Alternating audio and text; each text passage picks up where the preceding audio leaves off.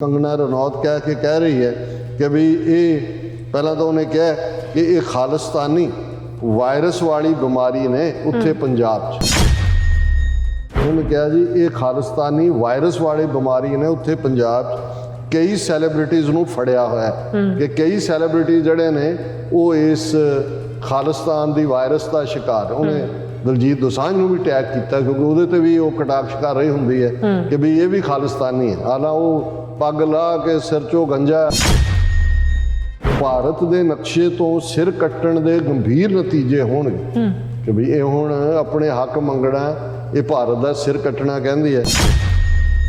पहला दलजीत दोसांझ धमकियां दिंदा सी ते उसदे खालिस्तानी समर्थक भी बहुत बोलते सन हुण चुप क्यों कर गए हैं। पहला किस दे हौसले उत्ते उड़ रहे सी तो हुण किस तो डर गए हैं इस बारे दसो। खालिस्तानियों का समर्थन करने वाले सारे याद रखन पुलिस आ चुकी है। ये वो समा नहीं जदों कोई भी कुछ करता सी देश नाल गद्दारी या टुकड़े टुकड़े करने की कोशिश करता सी हुण ये महंगी पवेगी।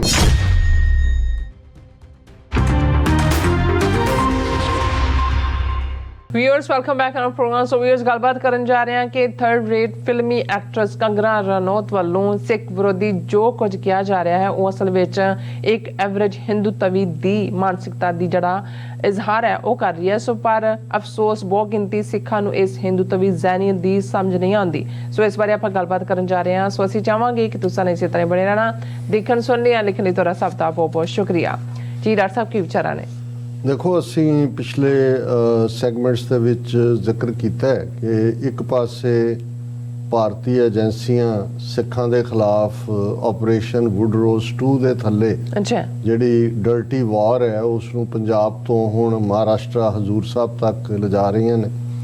दूसरे पासे स्टॉकहोम सिंड्रोम का शिकार एक वड्डा तबका और उन्हां दे नाल रेंटा सिख विकांदरू सिख कायर सिख सारे रल के print media electronic media digital media ये सारे दे उत्ते बैठ के अपने सिरां च स्वाह पाउण ते लगे हुए हैं। दूसरे पासे हिंदू तवियां वालों बड़ा खुशी का इजहार किया जा रहा है। खतरनाक उन्हां दे ट्वीट मीम्स दूसरे तीसरे वो सारे बाहर ने ते जदों कोई सिख एक्टिविस्ट इसका जवाब दिंदे हैं कोई काउंटर उन्हां बारे कहंदा हालां असीं कदे भी कोशिश साडी हुंदी असीं लफज हिंदू नहीं इस्तेमाल करते हिंदू तवी कहंदे हैं ताकि ये ना लगे कि भाई असीं कोई हिंदू धर्म वालियां दे खिलाफ है वो साडा सिद्धांत सिक्खी सानू अलाउ नहीं करती।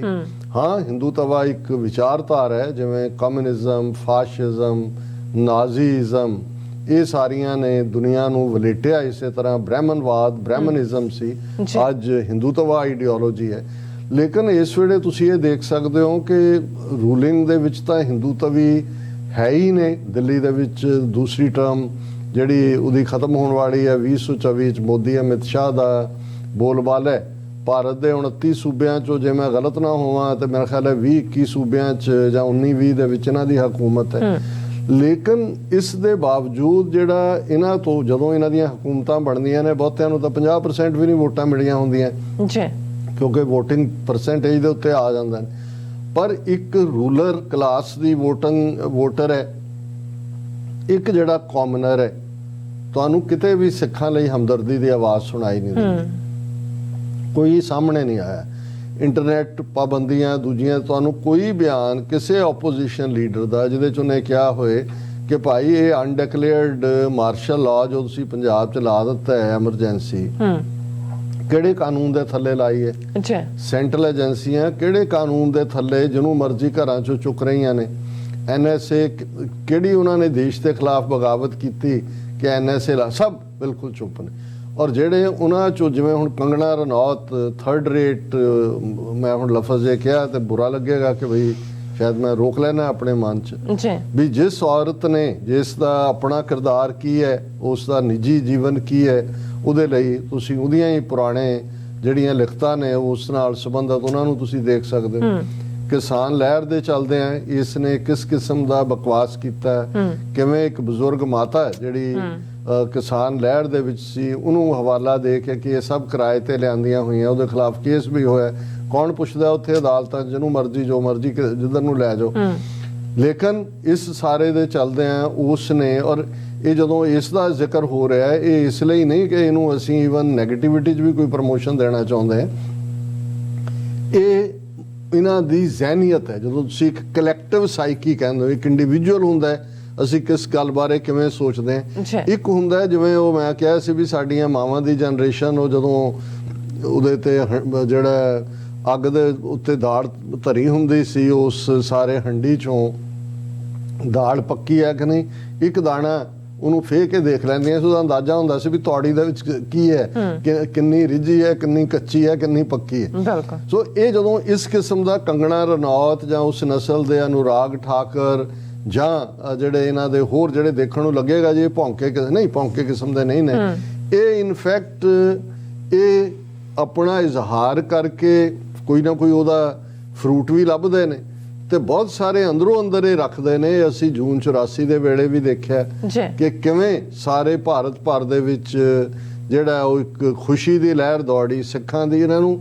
ਔਰ 84 ਤੋਂ 75 ਅਜੇ 9 ਸਾਲ ਪਹਿਲਾਂ ਜਦੋਂ ਐਮਰਜੈਂਸੀ ਲੱਗਦੀ ਹੈ, ਭਾਰਤ ਦੇ ਬਾਕੀ ਲੋਕਾਂ ਦੀਆਂ ਸਿਵਲ ਲਿਬਰਟੀਜ਼ ਖਤਮ ਕੀਤੀਆਂ ਜਾਂਦੀਆਂ, ਪੰਜਾਬ 'ਚ ਉਹਦਾ ਬਹੁਤ ਘੱਟ ਇੰਪੈਕਟ ਸੀ।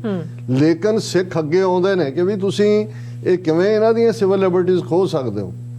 42,000 ਗ੍ਰਿਫਤਾਰੀਆਂ ਐਮਰਜੈਂਸੀ 19 ਮਹੀਨੇ ਚੱਲਦੀ ਹੈ, ਉਸ ਦੇ ਖਿਲਾਫ ਮੋਰਚੇ ਸਿੱਖਾਂ ਨੇ ਦਿੱਤੀਆਂ ਨੇ। ਲੇਕਿਨ ਤੁਸੀਂ ਇਹ 1977 ਤੱਕ ਐਮਰਜੈਂਸੀ ਮੁੱਕਦੀ ਹੈ, 7 ਸਾਲ ਬਾਅਦ ਫੁੱਲ ਸਕੇਲ ਟੋਟਲ ਵਾਰ ਸਿੱਖਾਂ ਤੇ ਭਰਪਾ ਕਰਦੇ ਆ, ਆਰਮੀ ਅਟੈਕ ਟੈਂਕਾਂ ਤੋਪਾਂ ਨਾਲ ਹੁੰਦਾ ਹੈ। ਇੱਕ ਵੀ ਆਵਾਜ਼ ਸਾਰੇ ਮੁਲਕ ਚੋਂ ਨਹੀਂ ਨਿਕਲਦੀ ਜਿਹੜੀ ਸਿੱਖਾਂ ਲਈ ਹਮਦਰਦੀ ਦੀ। ਔਰ ਉਹੀ ਨਵੰਬਰ 84 ਮਾਰਕਾਟ ਕਾਂਗਰਸੀ ਗੁੰਡਿਆਂ ਨੇ ਕੀਤੀ, ਕਿਹਨੇ ਕੀਤੀ, RSS ਨੇ ਕੀਤੀ, ਇਹਦੇ ਤੇ ਡਿਬੇਟ ਹੋ ਸਕਦੀ ਹੈ, ਪਰ ਇਹਨੂੰ ਸਾਰੇ ਮੁਲਕ ਨੇ ਸੈਲੀਬ੍ਰੇਟ ਕੀਤਾ ਹੈ। ਹਿੰਦੂ ਤਵੀਆਂ ਉਸ ਵੇਲੇ ਤਾਂ ਹਿੰਦੂ ਤਵੀ ਪਾਵਰ 'ਚ ਨਹੀਂ ਸੀ, ਲੇਕਿਨ ਰਾਜੀਵ ਗਾਂਧੀ ਨੂੰ 3/4 ਮੈਜੋਰਿਟੀ ਮਿਲੀ, ਜਿਹੜੀ ਉਹਦੇ ਕਦੇ ਨਾਨੇ ਨੂੰ ਵੀ ਨਹੀਂ ਸੀ ਮਿਲੀ। ਹੁਣ ਇਹ ਕੀ ਸੀ ਕਿ ਭਾਰਤ ਭਰ ਦੇ ਹਿੰਦੂਆਂ ਵੱਲੋਂ ਰਾਜੀਵ ਗਾਂਧੀ ਨੂੰ ਇਹ ਟਰਾਫੀ ਦਿੱਤੀ ਗਈ ਕਿ ਜੋ ਤੂੰ ਨਵੰਬਰ 84 'ਚ ਕੀਤਾ। ਔਰ ਉਹਨੇ ਵੀ ਬਣਦਿਆਂ ਪ੍ਰਾਈਮ ਮਿਨਿਸਟਰ ਪਹਿਲੀ ਆ ਬਿਆਨ ਜਿਹੜਾ ਉਹਨੇ ਪਬਲਿਕ ਰੈਲੀ ਗਾਂਧੀ ਗਰਾਊਂਡ 'ਚ ਜਾਂ ਰਾਮਲੀਲਾ ਗਰਾਊਂਡ ਕੀ ਹੈ ਉੱਥੇ ਉਹਨੇ ਦਿੱਤਾ ਸੀ ਕਿ ਜਬ ਕੋਈ ਬੜਾ ਵ੍ਰਿਕਸ਼ ਗਿਰਤਾ ਹੈ ਤਾਂ ਧਰਤੀ ਕਾਂਪਤੀ ਹੈ। ਇਹ ਟ੍ਰਿਬਿਊਟ ਸੀ ਉਹਨਾਂ ਦੀ ਮੈਜੋਰਿਟੀ ਹਿੰਦੂਆਂ ਨੂੰ ਕਿ ਭਾਈ ਅਸੀਂ ਇਹਨਾਂ ਨੂੰ ਇਵੇਂ ਹੀ ਸਮਝਦੇ ਆ, ਇਹ ਜ਼ਮੀਨ ਦੇ ਕਣ ਨੇ। ਮੇਰੀ ਮਾਂ ਜਿਹੜੀ ਹੈ ਬਹੁਤ ਵੱਡਾ ਦਰਖਤ ਸੀ, ਇੰਨਾ ਕੁ ਤਾਂ ਹੋਣਾ ਹੀ ਸੀ, ਕੋਈ ਮਰ ਗਏ। ਤੇ ਉਹ ਉਵੇਂ ਹੀ ਜਿਵੇਂ ਮੋਦੀ ਨੂੰ ਜਦੋਂ ਬਾਹਰਲੇ ਇੰਟਰਵਿਊਅਰ ਨੇ ਪੁੱਛਿਆ ਕਿ ਬੇਸ਼ੱਕ ਤੂੰ 2002 ਗੁਜਰਾਤ ਕਿਲਿੰਗ 'ਚ ਬਰੀ ਹੋ ਗਿਆ ਜਾਂ ਕੁਝ, ਪਰ ਤੈਨੂੰ ਦੁੱਖ ਤਾਂ ਹੋਇਆ ਹੀ ਹੋਏਗਾ ਕਿ ਬਈ ਤੂੰ ਸਟੇਟ ਦਾ ਚੀਫ मिनिस्टर ਸੀ। हाँ, जब कोई कुत्ते का पिल्ला गाड़ी के नीचे आके मरता है दुख तो होता ही। ये है इन्हां दी मानसिकता।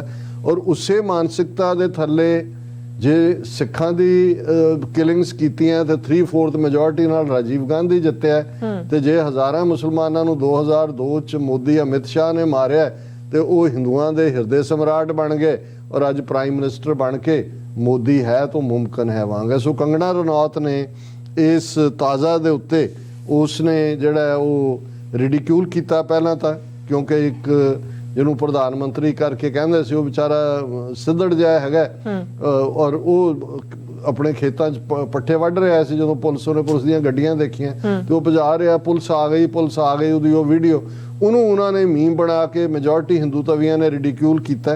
और उसनूं ही जिहड़ा ये कंगना रनौत कह रही है कि भी ये पहला तो उन्हें कहा कि ये खालिस्तानी वायरस वाली बीमारी ने उत्थे पंजाब च, क्योंकि इन्हां हिंदू तवियां ने वायरस पंजाब दे नूं भी वायरस ऑफ पंजाब लिखना शुरू कर दिता। इन्होंने कहा जी ये खालिस्तानी वायरस वाली बीमारी ने उत्थे पंजाब च कई सैलीब्रिटीज़ नूं फड़िया होया कि कई सैलीब्रिटी जिहड़े ने वो इस खालिस्तान दी वायरस का शिकार। उन्हें दलजीत दोसांझ नूं भी टैग किया क्योंकि उहदे ते भी वो कटाक्ष कर रही हुंदी है कि भी ये भी खालिस्तानी है। हालां वो पग ला के सिर चो गंजा वो लगा होया, वो अमर चमकीला के की वो मर गया ਉਹਦਾ ਬਾਇਓਪਿਕ ਬਣਾਉਣ। ਹਾਲਾਂ ਉਹਨਾਂ ਕੋਈ ਹੋਰ ਪ੍ਰੋਡਿਊਸਰ ਨੇ ਜਾ ਕੇ ਕੋਰਟ ਦੇ ਵਿੱਚ ਇਹਨਾਂ ਦੀ ਰੋਕ ਦਿੱਤਾ ਬਾਇਓਪਿਕ ਕਿ ਵੀ ਜੀ ਮੇਰੇ ਪਿਓ ਦੇ ਕੋਲ ਕਾਪੀਰਾਈਟ ਸੀ, ਇਹਦੇ ਮਾਂ ਨੇ ਤੇ ਫਲਾਣੇ ਨੇ ਦਿੱਤੇ ਹੋਏ ਸੀ, ਪਰ ਇਹ ਉਹਨੂੰ ਕਹਿ ਰਹੀ ਹੈ ਭਾਰਤ ਦੇ ਨਕਸ਼ੇ ਤੋਂ ਸਿਰ ਕੱਟਣ ਦੇ ਗੰਭੀਰ ਨਤੀਜੇ ਹੋਣਗੇ ਕਿ ਵੀ ਇਹ ਹੁਣ ਆਪਣੇ ਹੱਕ ਮੰਗਣਾ, ਇਹ ਭਾਰਤ ਦਾ ਸਿਰ ਕੱਟਣਾ ਕਹਿੰਦੀ ਹੈ। ਭਾਰਤ ਸਰਕਾਰ ਨੂੰ ਇਹਨਾਂ ਮੁਲਜ਼ਮਾਂ ਖਿਲਾਫ ਸਖਤ ਕਾਨੂੰਨ ਬਣਾਉਣੇ ਚਾਹੀਦੇ ਹਨ। ਫਿਰ ਉਹ ਕਹਿੰਦੀ ਹੈ ਪਹਿਲਾਂ ਦਲਜੀਤ ਦੋਸਾਂਝ ਧਮਕੀਆਂ ਦਿੰਦਾ ਸੀ ਤੇ ਉਸਦੇ ਖਾਲਿਸਤਾਨੀ ਸਮਰਥਕ ਵੀ ਬਹੁਤ ਬੋਲਦੇ ਸਨ, ਹੁਣ ਚੁੱਪ ਕਿਉਂ ਕਰ ਗਏ ਹਨ? ਪਹਿਲਾਂ ਕਿਸ ਦੇ ਹੌਸਲੇ ਉੱਤੇ ਉੱਡ ਰਹੇ ਸੀ ਤਾਂ ਹੁਣ ਕਿਸ ਤੋਂ ਡਰ ਗਏ ਹਨ? ਇਸ ਬਾਰੇ ਦੱਸੋ। ਖਾਲਿਸਤਾਨੀਆਂ ਦਾ ਸਮਰਥਨ ਕਰਨ ਵਾਲੇ ਸਾਰੇ ਯਾਦ ਰੱਖਣ, ਪੁਲਿਸ ਆ ਚੁੱਕੀ ਹੈ। ਇਹ ਉਹ ਸਮਾਂ ਨਹੀਂ ਜਦੋਂ ਕੋਈ ਵੀ ਕੁਝ ਕਰਦਾ ਸੀ ਦੇਸ਼ ਨਾਲ ਗਦਾਰੀ ਜਾਂ ਟੁਕੜੇ ਕਰਨ ਦੀ ਕੋਸ਼ਿਸ਼ ਕਰਦਾ ਸੀ। ਹੁਣ ਇਹ ਮਹਿੰਗੀ ਪਵੇਗੀ। ਔਰ ਉਹਦੇ ਤੇ ਨਾਲ ਉਹਨੇ ਕੰਗੜਾ ਨੇ ਹੱਥਕੜੀ ਦੇ ਨਾਲ ਇੱਕ ਮਹਿਲਾ ਪੁਲਿਸ ਜਿਹੜੀ ਮੁਲਾਜ਼ਮ ਹੈ ਉਸ ਦਾ ਸਟicker ਵੀ ਲਾਇਆ ਹੋਇਆ। ਹਾਲਾਂ ਇਸ ਦਾ ਜਵਾਬ ਦਲਜੀਤ ਦੋਸਾਂਝ ਨੇ ਤਾਂ ਇੱਕੋ ਲਾਈਨ 'ਚ ਹੀ ਦਿੱਤਾ ਹੈ, ਪੰਜਾਬ ਮੇਰਾ ਰਹੇ ਵਸਦਾ, ਇੰਨੇ ਦੇ ਥੱਲੇ ਹੀ। ਪਰ ਸਾਡਾ ਮਕਸਦ ਤਾਂ ਨਾ ਇਸ ਬਦਕਾਰ ਔਰਤ ਨੂੰ ਜਿਹੜਾ ਹੈ ਉਹ ਕੋਈ ਈਵਨ ਉਹਦਾ ਜ਼ਿਕਰ ਕਰਨਾ ਹੈ, ਪਰ ਇਸ ਕੰਟੈਕਸਟ ਦੇ ਵਿੱਚ ਕਿ ਇਹ ਰਿਪਰੈਜ਼ੈਂਟੇਸ਼ਨ ਹੈ, ਕਿਉਂਕਿ ਇਸ ਲਾਈਨ ਦੇ ਉੱਤੇ ਹੀ ਸੋਸ਼ਲ ਮੀਡੀਆ ਫਲੱਡ ਹੈ। ਟਵਿੱਟਰ ਦੇ ਉੱਤੇ ਤੁਸੀਂ ਦੇਖਦੇ ਹੋ ਮੇਨ ਸਟ੍ਰੀਮ ਮੀਡੀਆ ਵੀ ਇਸ ਨੂੰ ਕਰ ਰਿਹਾ। ਸੋ ਜੋ ਇਹਨੇ ਕਿਹਾ ਕਿ ਭਾਈ ਇਹ ਇਵੇਂ ਇਹਨਾਂ ਨਾਲ ਹੋਣਾ ਚਾਹੀਦਾ, ਕਾਨੂੰਨ ਬਣਾਓ, ਇਹਨਾਂ ਨੂੰ ਸਾਰਿਆਂ ਨੂੰ ਉਡਾ ਦਿਓ, ਇਹ ਸਾਰੇ ਜਿਹੜੇ ਨੇ ਉਹ ਜੇਲ੍ਹਾਂ ਪਿੱਛੇ ਬੰਦ ਕਰ ਦਿਓ, ਇਹ ਸਾਰੇ ਟ੍ਰੇਟਰ ਨੇ ਔਰ ਦੂਜੇ ਨੇ। ਇਹ ਹੈ ਮੈਜੋਰਿਟੇਰੀਅਨਿਜ਼ਮ ਦੀ ਮਾਨਸਿਕਤਾ। ਔਰ ਅੱਜ 23 ਮਾਰਚ ਦਾ ਦਿਨ ਹੈ। ਇਸ ਗੱਲ ਦਾ ਧਿਆਨ ਰਹੇ ਕਿ 23 ਮਾਰਚ 1940 ਨੂੰ ਲਾਹੌਰ 'ਚ ਜਿੱਥੇ ਅੱਜ ਮੀਨਾਰੇ ਪਾਕਿਸਤਾਨ ਔਰ ਪਾਕਿਸਤਾਨ ਦੇ ਵਿੱਚ ਯੌਮ-ਏ ਆਜ਼ਾਦੀ ਦੇ ਦਿਨ ਵਜੋਂ ਮਨਾਇਆ ਜਾ ਰਿਹਾ ਹੈ, ਕਾਇਦੇ ਆਜ਼ਮ ਮੁਹੰਮਦ ਅਲੀ ਜਿਨ੍ਹਾਂ ਨੇ ਡੈਕਲੇਰੇਸ਼ਨ ਆਫ ਪਾਕਿਸਤਾਨ ਜਿਹਨੂੰ ਕਿਹਾ ਜਾਂਦਾ ਜਾਂ ਲਾਹੌਰ ਡੈਕਲੇਰੇਸ਼ਨ, ਉਹ ਐਲਾਨੀ ਸੀ।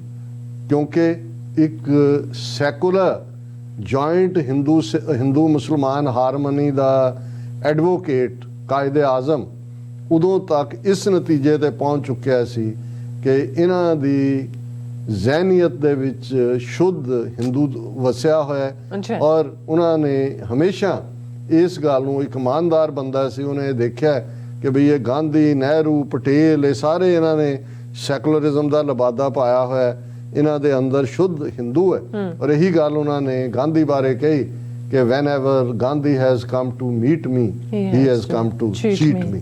ਸੋ ਅੱਜ ਜਦੋਂ ਅਸੀਂ ਉਸੇ ਹੀ 23 ਮਾਰਚ ਨੂੰ ਇਹ ਜ਼ੁਲਮਾਂ ਦੀ ਕਹਾਣੀ ਔਰ ਇਹ ਹਿੰਦੂਤਵਾ ਦੀ ਜ਼ਹਿਨੀਅਤ ਦੀ ਗੱਲ ਕਰ ਰਹੇ ਹਾਂ, ਤਾਂ ਫਿਰ ਉਸ ਸੱਚੇ ਲੀਡਰ ਵੱਲ ਵੀ ਧਿਆਨ ਜਾਂਦਾ ਹੈ ਕਿ ਅੱਜ ਯਾਦ ਆਇਆ ਮੈਨੂੰ ਉਹ ਸੱਜਣ ਜਿਹਦੇ ਮਗਰ ਉਲਾਂਬੜਾ ਜਗਦਾ ਹੈ। ਕਾਸ਼ ਸਾਡੀ ਲੀਡਰਸ਼ਿਪ 'ਚ ਵੀ ਕੋਈ ਕਾਇਦੇ ਆਜ਼ਮ ਵਰਗੀ ਅਕਲ ਰੱਖਣ ਵਾਲਾ ਹੁੰਦਾ, ਉਹ ਦੇਖ ਸਕਦਾ ਕਿ ਇਹਨਾਂ ਸੈਕੂਲਰਿਜ਼ਮ ਦੇ ਲਬਾਦੇ ਵਾਲਿਆਂ ਦੇ ਥੱਲੇ ਕਿਵੇਂ ਇਹਨਾਂ ਦਾ ਰਾਮ ਰਾਜ ਹਿੰਦੂ ਰਾਜ ਹੈ, ਔਰ ਉਹ ਸਿੱਖ ਕੌਮ ਨੂੰ ਫਰੰਗੀ ਦੀ ਗੁਲਾਮੀ 'ਚੋਂ ਕੱਢ ਕੇ ਇਹਨਾਂ ਦੀ ਹਿੰਦੂ ਤਵੀਆਂ ਦੀ ਗੁਲਾਮੀ 'ਚ ਉਸ ਦੌਰ ਦੀ ਲੀਡਰਸ਼ਿਪ ਨਾ ਸੁੱਟਦੀ। ਇਸ ਵੇਲੇ ਪਛਤਾਵੇ ਤੋਂ ਬਿਨਾਂ ਹੋਰ ਕੋਈ ਅਲਫਾਜ਼ ਨਹੀਂ ਨੇ। ਜੀ ਡਾਕਟਰ ਸਾਹਿਬ, ਤੁਹਾਡਾ ਬਹੁਤ ਬਹੁਤ ਸ਼ੁਕਰੀਆ। ਸਤਲੈਨ ਬ੍ਰੇਕ ਫਿਊਜ਼ ਤੁਸੀਂ ਇਸੇ ਤਰ੍ਹਾਂ ਬਣੇ ਰਹਿਣਾ। ਮਿਲਦੇ ਹਾਂ ਆਫਟਰ ਦਿਸ ਸ਼ਾਰਟ ਬ੍ਰੇਕ।